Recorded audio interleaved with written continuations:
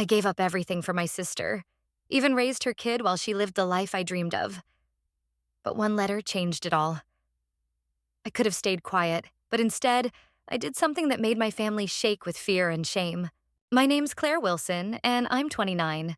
I live in Seattle, in a tiny apartment above a coffee shop, where the morning espresso smell mixes with the salty sea breeze that cuts right through you.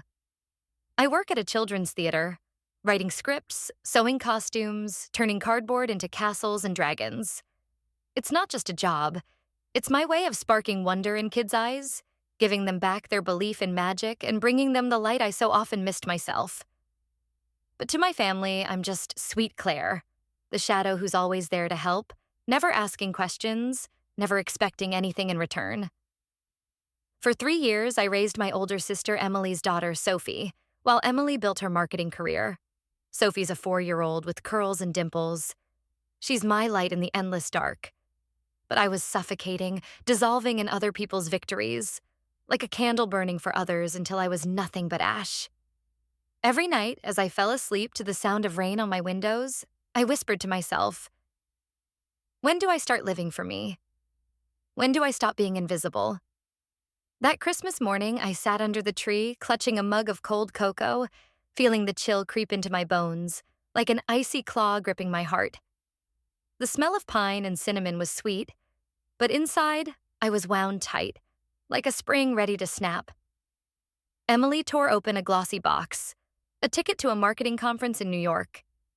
Her eyes sparkled like she was already soaking up applause on Broadway, her smile a sun that outshone everyone else. Our parents, sitting on the couch, beamed like she'd discovered a new galaxy, their pride so tangible it was like warm lamplight that only made me feel colder. They handed me a thin envelope tied with a red ribbon. I knew it wasn't a dream or faith in me, just another reminder that I don't measure up, that I'm a flaw in their perfect picture. It was a certificate for a course called How to Start a Business from Scratch. The subtitle read, Stop Dreaming, Start Doing. My heart stung, like a shard of glass piercing my chest, the pain so sharp I barely held back a scream. I forced a smile, hiding the burning agony threatening to erupt like a volcano.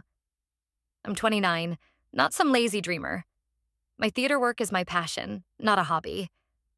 But to my family, it's not serious, like a child's game, unworthy of their attention. I remembered being 7, standing in the kitchen, announcing to my parents that I'd be a writer, creating stories that made people laugh till they cried and cried till they smiled. My dad dropped his spoon, muttering about health insurance, his voice like a cold wind snuffing out my spark.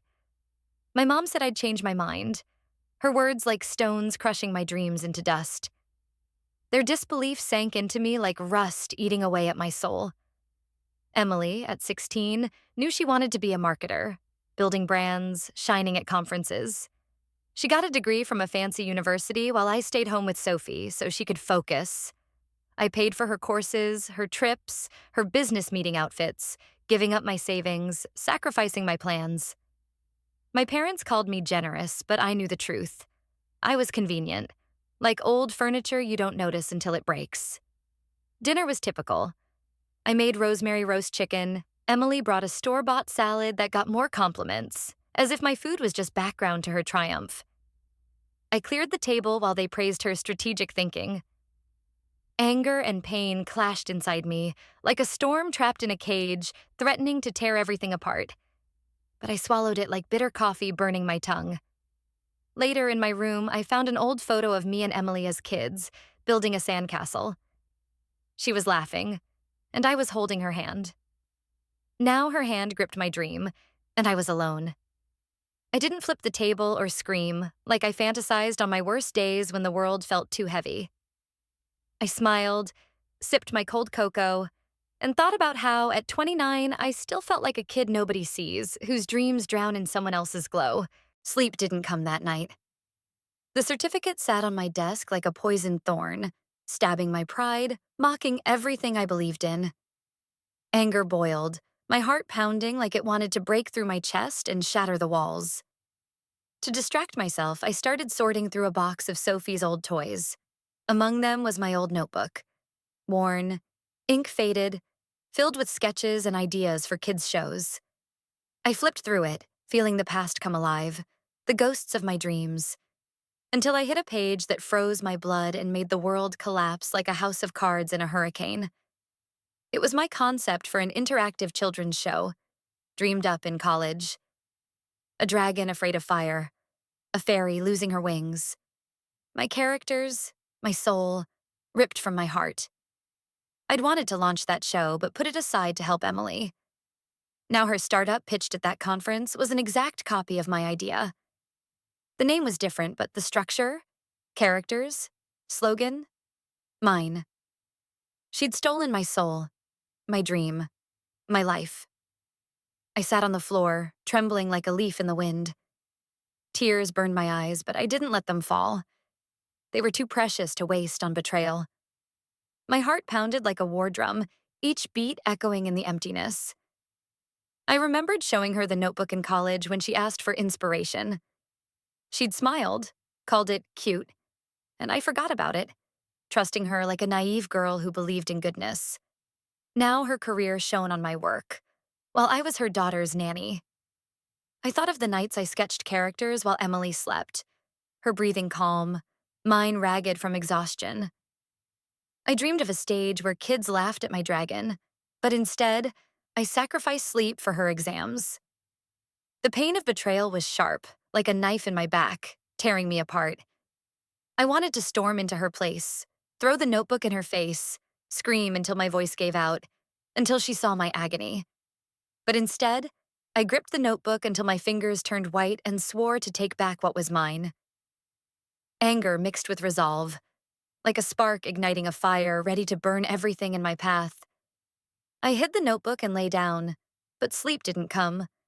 Only visions of a stage where my characters came to life, and I stood in the spotlight, not her shadow. The next day, I found an old drawing by Sophie, where she'd sketched me with fairy wings.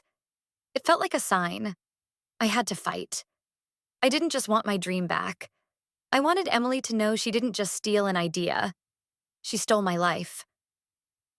That morning, I texted Emily. Short, polite, but firm as granite carved in stone. I couldn't be her free babysitter every weekend anymore. I loved Sophie, but I needed my life, my air, my freedom. I also stopped sending money for her projects. My fingers shook as I hit send, my heart racing like I'd jumped off a cliff into icy water, unsure if I'd swim. No reply came. That evening, my parents called, their voices trembling with shock, like I'd shattered their perfect world, their fragile house of cards. They hadn't expected my no, like I was programmed to agree forever. I didn't mention the notebook. Not yet. I wanted space, air, freedom. Their silence was heavier than words, like lead pressing on my chest, like a collar I'd finally shaken off. But I didn't back down, despite the fear whispering I'd end up alone. A week later, Emily texted that she needed help with Sophie. I said no, citing rehearsals, but inside, a storm raged. Her social media posts got sharper, photos with Sophie and captions like, "Family is everything." I knew it was a jab at me, a poisoned arrow aimed at my heart. The pain stung like a needle-piercing skin, but I didn't give in. I started working on my show based on the notebook idea. I sketched, wrote scripts, talked to the theater. For the first time in years, I felt alive, like blood was flowing through my veins again, like I'd woken from a long nightmare. I remembered performing on a college stage at 20, reading stories. The audience laughed, and I thought it was the start. But then Sophie was born, and Emily asked for a little help. A little became always. I skipped rehearsals, canceled meetings, sacrificed sleep, until my dreams faded into shadows. Now I was taking that time back. I sewed costumes, imagining Sophie clapping when she saw the dragon. Every stitch was an act of rebellion, every thread a cry for freedom. But then I learned Emily had called my theater friend, hinting I was unreliable. It was a new blow, like a hammer to glass, but instead of shattering, I got sharper. I wasn't just creating a show. I was breaking out of the cage I'd locked myself in, clawing and biting my way free, ready for war. A month later, I noticed changes. My parents grew colder, their calls rarer, like I'd become a ghost in their world, a shadow they'd rather forget. Emily started spreading rumors. My aunt told me she'd complained to relatives that I selfishly refused to help with Sophie, calling my dreams unrealistic. Anger choked me like a noose, threatening to strangle me, but I held it together. Though inside, I screamed like a wounded animal trapped in a cage. I rented a theater space, hired 2 volunteer actors, and made a poster with a dragon and fairy. Sophie helped glue glitter on the flyers, laughing as it fell like stars in the night sky. Her joy was my anchor in this storm, my lighthouse in a raging sea. But then came another blow. A colleague mentioned someone had called the theater director asking how reliable my work was. I knew it was Emily. She wasn't just stealing my idea. She was trying to ruin my reputation, erase me like a stain on her perfect life. I remembered her, accidentally, tearing my drawing before a school contest as a kid, then winning the prize while I cried in a corner. I forgave her then, but not now. My heart pounded with rage, like a war drum calling me to battle. I didn't call her, though my fingers itched to dial and unleash all my pain. Instead, I gathered evidence, sketches, drafts, emails where I shared my ideas. Each note, each sketch was a shield, a sword forged in the fire of my resolve. But Emily went further. I learned she'd contacted a local theater critic, hinting my show was derivative. It was a knife in the back, a betrayal I hadn't seen coming. I wasn't just preparing. I was declaring war, ready to burn the bridges that held me captive. At night, I sat at my desk, rereading my notes, feeling fear melt into strength, like I was becoming a warrior ready to fight for my place in the sun. I wasn't sweet Claire anymore. I was Claire, the fighter, ready to break the chains that bound me and rise from the ashes like a phoenix. Before the premiere, I got another hit. My college best friend, Lisa, texted that Emily had told her I was ruining her life. Lisa asked if it was true. The ground fell out from under me like I'd been betrayed twice, like the world I'd fought to hold together crumbled to dust. Tears burned my eyes, but I didn't let them fall. They were my fuel, my protest against injustice. I remember dreaming with Lisa at 21. Me about theater, her about journalism. We sat in a cafe, laughing, making plans, and I thought she'd always have my back. Now she doubted me because of Emily's lies. I wrote Lisa the truth, attaching a photo of the notebook. She replied, "I'm sorry, I didn't know." But her words didn't erase the pain pulsing like an open wound, like a knife left in my heart. I felt like a ship lost in a storm, with no stars to guide me. I sat in the theater, staring at the empty stage. Sophie slept on my lap after rehearsal. Her breathing was the only thing keeping me from falling into despair's abyss. I remembered how, as a kid, Emily was always first. She got praise for grades, I got it for smiles. When I won a school writing contest, Mom said, "Cute, but Emily won the debate." Now she was trying to outshine me again, stealing my light like a black hole swallowing stars. I clenched my fists, feeling anger turn to resolve, like a fire ready to burn everything in its path. But then I learned Emily had sent an anonymous letter to the theater, claiming I was unstable. It was like a lightning bolt splitting my heart. I wouldn't let her win. I kept rehearsing, adding more magic to the show. For Sophie, for me, for everyone who believed in me. I wasn't just fighting, I was battling for my soul, like a warrior ready to stand until my last breath. Before the premiere, I got another blow. The theater director said a local sponsor pulled funding, citing doubts about originality. I knew Emily was behind it. She wasn't just stealing my idea. She was trying to erase me from existence, destroy everything I'd built. I sat in my apartment, staring at the dragon poster, feeling despair creep in like a shadow ready to swallow me. Tears streamed down my face, but I wiped them away, like wiping away her power over me. I remembered wanting to join a theater festival at 17, but Emily convinced our parents her debate was more important. I stayed home while she came back with the trophy, shining as I drowned in my room. Now she was trying to steal my light again. The pain was like molten metal pouring through my veins, but I didn't break. I called the sponsor and explained, showing proof. The notebook, emails, drafts. They agreed to reconsider, but time was tight. I worked nights, rewriting scenes, adding more magic to make the show unforgettable. Sophie helped, drawing stars on costumes. Her laughter was my lifeline, my beacon in this darkness. But then I learned Emily had contacted a local journalist planning to review my show, hinting I'd stolen her idea. It was a stab to the heart, a betrayal I couldn't have predicted. I wasn't just fighting for the show. I was fighting for myself. For every night I sacrificed my dreams for her ambitions. I felt strength growing inside, like a volcano ready to erupt, spewing lava of resolve. I wasn't just sewing costumes. I was crafting armor for my soul, preparing for a battle that would define my fate. A week later, I got a letter, a real one, in an envelope with Emily's handwriting. She wrote that she'd found my notebook. She admitted to being inspired by my idea, but called it collaboration.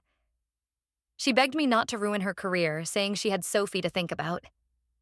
I trembled with rage, like a star exploding, incinerating everything around it. She wasn't apologizing. She was asking for silence, like my pain was trivial, unworthy of notice. Tears burned my eyes, but I didn't cry. I turned them into fuel for my vengeance.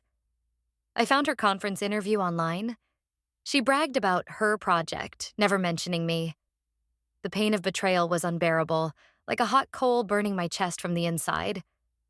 I could have called, screamed, torn her perfect world apart, but instead, I sent copies of the notebook to the conference organizers with a letter. Check who the real author is. A week later, Emily called.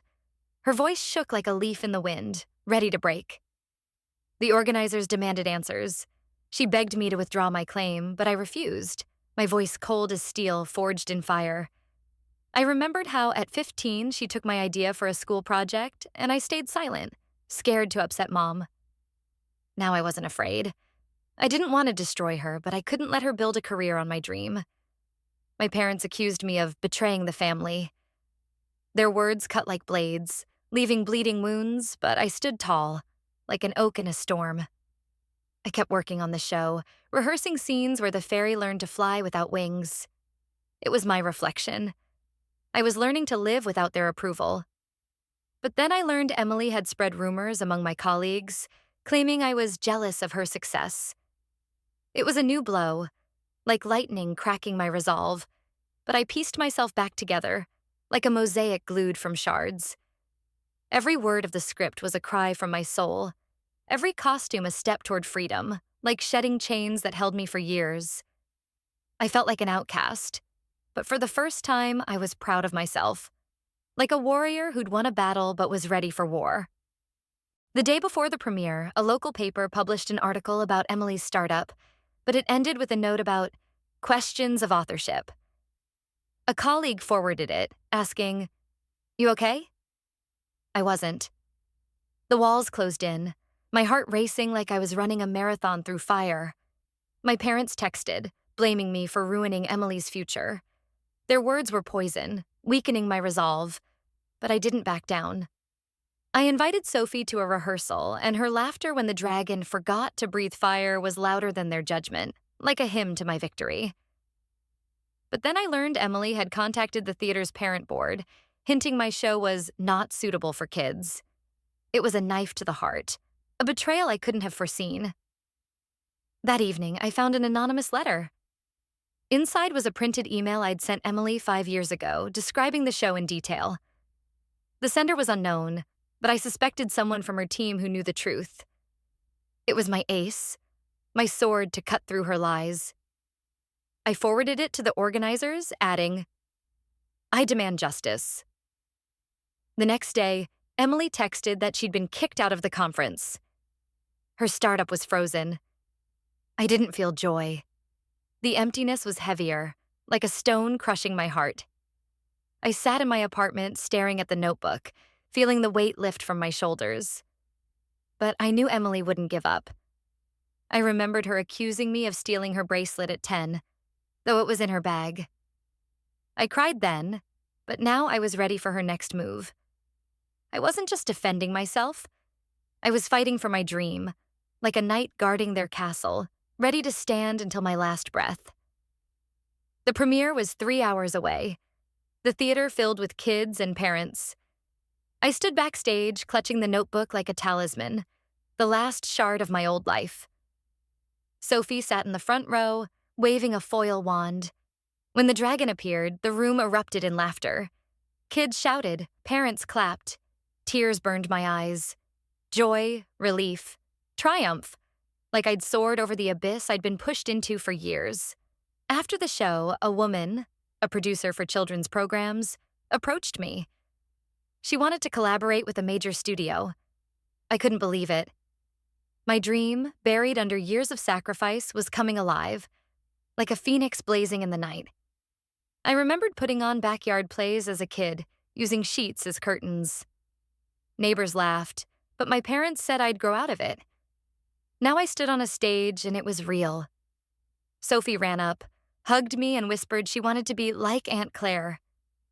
I smiled, but my heart tightened like it was caught in a vice. Emily didn't come. I knew she wouldn't. She hadn't spoken to me since the conference fallout. I felt a mix of pride and pain, like I'd won a battle but lost a sister, like I stood on a peak with an abyss below. But I didn't let the pain win. I hugged Sophie and swore to be her example. Not a victim, but a fighter who shines despite the darkness, like a star breaking through a storm. A week later, I got a letter from a lawyer. Emily was suing, claiming I'd damaged her reputation. I was stunned. My heart sank like a stone into an abyss, my breath catching like I'd been punched. My parents texted, "You've gone too far." Their words were a stab in the back, nearly bringing me down. But I had proof. The notebook, emails, drafts. I hired a lawyer and prepared a countersuit. I remembered how, as a kid, Emily accused me of stealing a book, and I went a week without dessert, feeling guilty for something I didn't do. Now I didn't stay silent. Fear gave way to rage, like a fire consuming everything in its path. I wasn't just defending myself. I was fighting for my name, my soul, my life. On the day of the hearing, Emily dropped the suit. She showed up at my apartment holding Sophie's hand. Her face was bare, her hair messy, her eyes empty, like a burned-out desert. Sophie ran to me, her warmth like salvation. Emily was silent, but I saw she was broken. Her startup was gone, her career shaky. I offered coffee and we talked. Not about the past, but the future. I said I'd always love Sophie, but wouldn't be her shadow. She nodded, and I knew it was the end of an old story. The pain lingered, like a scar throbbing in the rain, but I felt relief, like I'd shed chains I'd carried for years. I hugged Sophie, breathing in her shampoo, and swore I'd never let anyone steal my dream again. A month later, I started working with the production company, and my show was set for a state tour. I saw Sophie, but now as her aunt, not her nanny. We made sock puppets, sang about dragons, and her laughter was music, healing my wounds. Emily got a job at a local marketing firm. Not glamorous, but steady. She started calling, asking for parenting advice. I answered but kept my distance, like a guard protecting my peace. My parents tried to reconnect, but their messages dripped with judgment, like poison disguised as honey. I didn't reply. I remembered wanting to move to New York at 18 to study theater, but staying to help Emily with exams. Now I lived for myself. Every morning, I woke feeling like I could breathe deeply, like I was inhaling clean air for the first time in years. I didn't just survive. I bloomed, like a flower breaking through asphalt, shining under the sun. 3 months later, I got a letter from Emily's former colleague who'd worked on her startup. He said he knew she'd stolen my idea, but was too scared to speak up. Now he'd quit and wanted to help. He sent recordings of meetings where Emily discussed my project, calling it hers. It was like a lightning bolt. confirmation I hadn't expected. I sat in my apartment, trembling with emotion, like the world had split open. Part of me wanted to send the recordings to the press, to destroy her reputation for good, to make her feel my pain. But the part that loved Sophie stopped me. I didn't want to be like Emily. I wanted to be better. A lighthouse shining through the storm. I thanked the colleague for the truth. I didn't use the recordings, but kept them. They were my shield. Proof I wasn't crazy. I remembered dreaming as a kid of a stage where my stories came alive. Now they were, not just for kids, but for me. I kept working on the show, adding scenes where the fairy learned not just to fly, but to forgive. It was my healing, like balm on old wounds. I didn't fully forgive Emily, but I let go of the anger. It was too heavy to carry.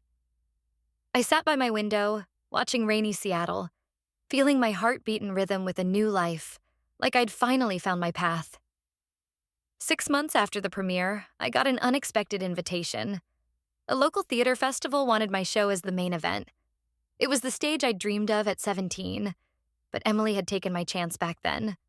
Now I faced a choice: accept and risk new pressure or stay safe. I sat in my apartment, holding the poster from that old festival, kept as a reminder of what didn't happen. Tears fell, but they weren't pain. They were hope, like standing at an abyss but seeing light. I remembered Sophie's eyes at the premiere, shining like stars, and knew I couldn't stop. I had to show her dreams are worth fighting for. I accepted, but the day before the festival, Emily texted. She'd heard about my success and wanted to come with Sophie.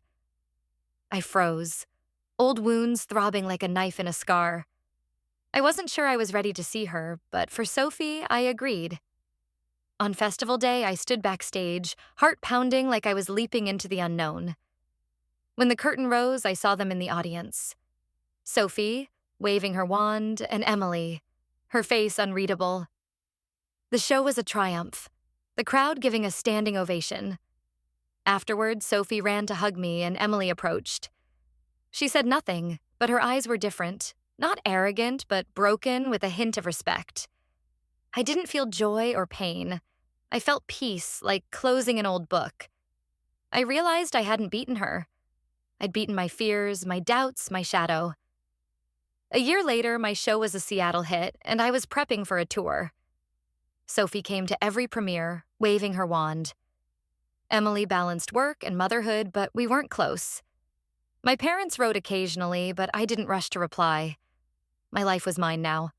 I wore glitter, told stories, made wings for kids. Nobody called it frivolous. They called it success, shining like a star in the night. So what do you think? Was I too harsh? Let me know in the comments.